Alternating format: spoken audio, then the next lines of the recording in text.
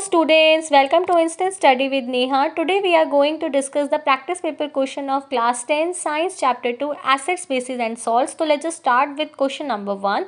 State what would happen if, आपको बताना है क्या होगा if some zinc pieces are placed in blue copper sulfate solution, यानी कि हम ब्लू कलर के कॉपर सल्फेट सॉल्यूशन में कुछ जिंक पीसेस को ऐड करेंगे तो हमें क्या रिएक्शन देखने को मिलेगी। जिंक को हम Zn से रिप्रेजेंट करते हैं, तो जब जिंक कॉपर सल्फेट जो ब्लू इन कलर है उसके साथ रिएक्ट करेगा तो हमें जिंक सल्फेट मिलेगा जो कि कलरलेस होता है एंड हमें कॉपर क्या है मिलेगा।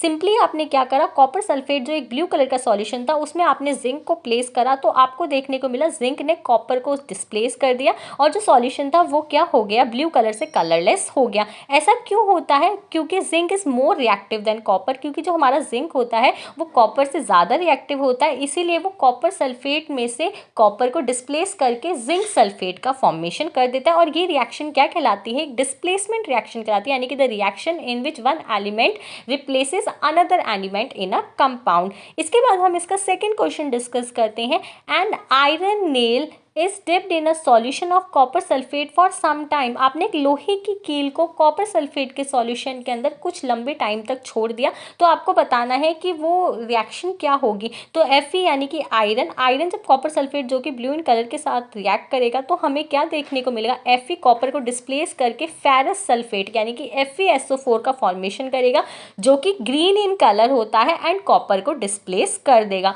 जैसे आपने क्या किया, एक कॉपर सल्फेट का सॉल्यूशन था, आपने उसके अंदर आयरन को डिप करा यानी कि आयरन नेल को डिप करा, तो वो जो सॉल्यूशन ब्लू कलर का था वो कुछ टाइम जाके ग्रीन कलर में कन्वर्ट हो जाता है। क्यों? क्योंकि जो कॉपर होता है वो आयरन नेल के ऊपर ब्राउन कलर का डिपॉजिट हो जाता है।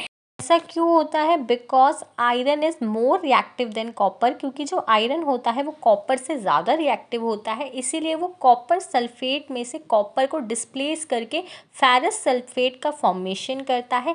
आयरन एंड जिंक दोनों ही कॉपर से ज़्यादा रिएक्टिव होते हैं, इसीलिए वो कॉपर सल्फेट सॉल्यूशन में से कॉपर को डिस्प्लेस कर देते हैं और ये रिएक्शन क्या कहलाती है? डिस्प्लेसमेंट रिएक्शन कहलाती है। So that's all for today. If you have any doubt let me know in the comment section. For more such videos, please subscribe my channel and thanks for watching.